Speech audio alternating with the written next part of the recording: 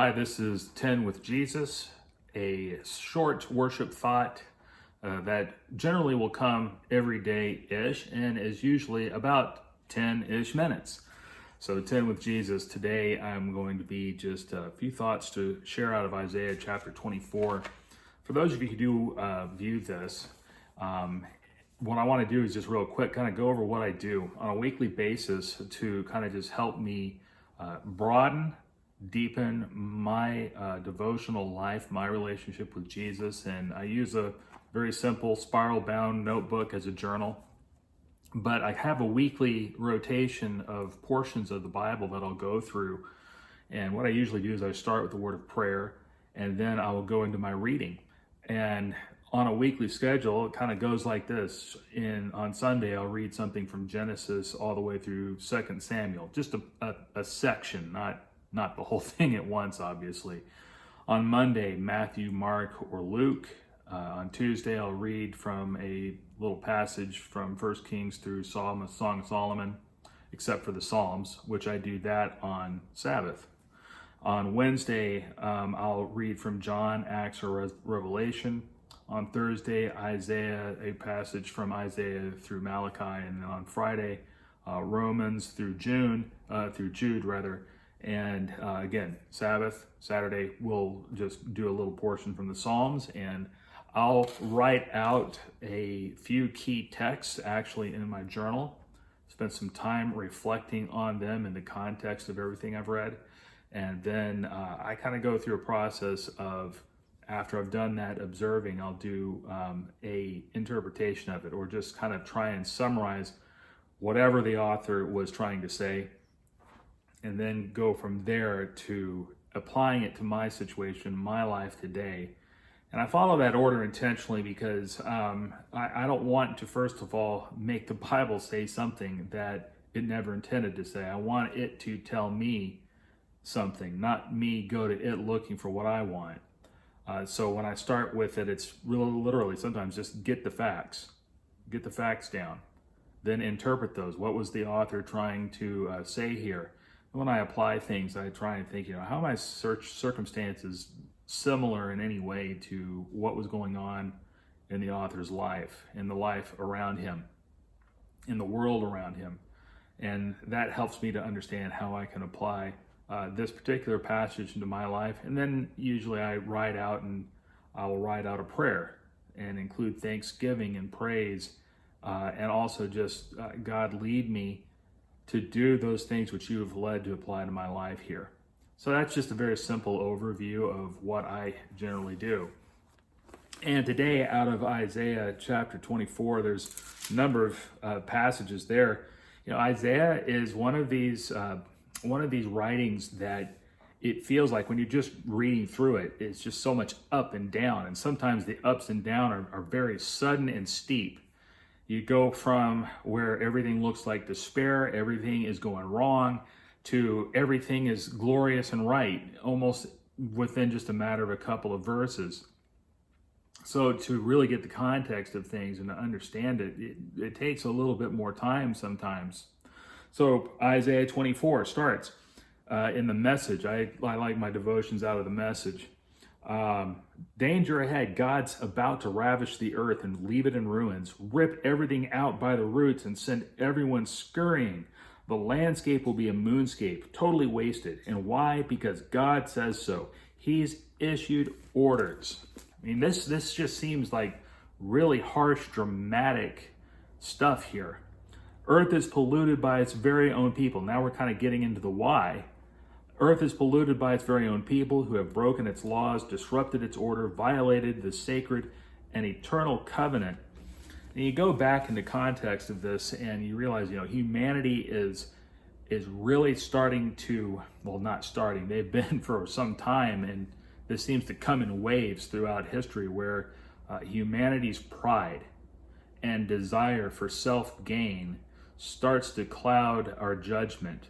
We start to not be able to focus on the God who created us and the world around us and everything that's in it, to now, how can I just use all of this for my own personal and selfish gain? And so that becomes a problem. It's why essentially God steps in and causes the flood to happen, because it has gotten so bad that he has to start over. And it's kind of like what we're reading now. God's going to start over, ravish the earth, leave it in ruins, because he said so, because earth is polluted by its very own people who have broken its laws, disrupted its order, and violated the sacred and eternal covenant. And we have to go back even to creation and realize part of the purpose humanity is created in the image of God is to care for his creation. It's not to use it for our own gain. It's to care for what he has given us.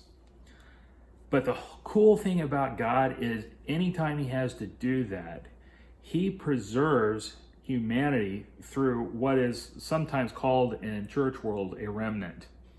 And so you read about that, verse 14 to 16, but there are some who will break into glad song. Out of the west they'll shout of God's majesty.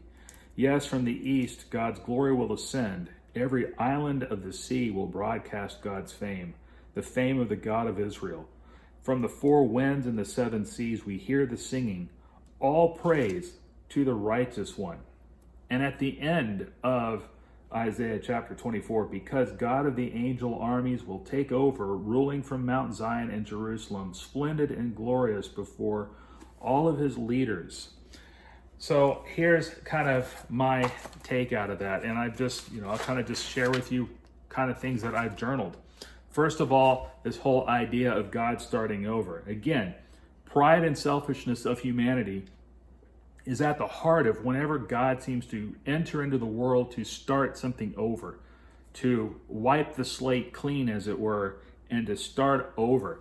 Humanity's pride, it has throughout history caused us, it has caused oppression, it's caused abuse, it has caused all manner of wickedness, and it spirals out of control. And at some point, God steps in. Now, sometimes he's done it locally, like in the case of Israel, where he had to send the children of Israel into exile because they had gotten to a point of really just abusing their position in the world, and their pride got the better of them.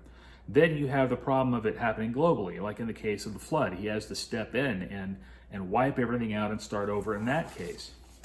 So when it gets to the point where humanity's pride is causing that kind of level of abuse, that level of selfishness, that level of mistreatment of others and mistreatment of the world God gave us to care for, God steps in and he starts over. But then there's this part about this God preserving a remnant. And here's what I wrote. There's the focus of these people. It isn't on self.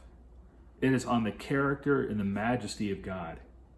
They're true to his covenant because they are enraptured by God. The earth falls apart around them, yet they are locked in on the greatness of God. Their gladness, their joy, is maintained by their focus. And I think that's so important.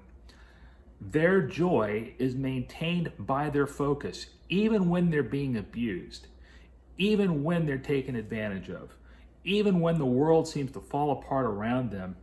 Their joy is maintained by their focus on the majestic and the great and loving and glorious God that they serve. And so I asked myself some questions. What does it mean to start over? Is my pride, is my desire for gain, is it possible that my selfishness blocks my view of God?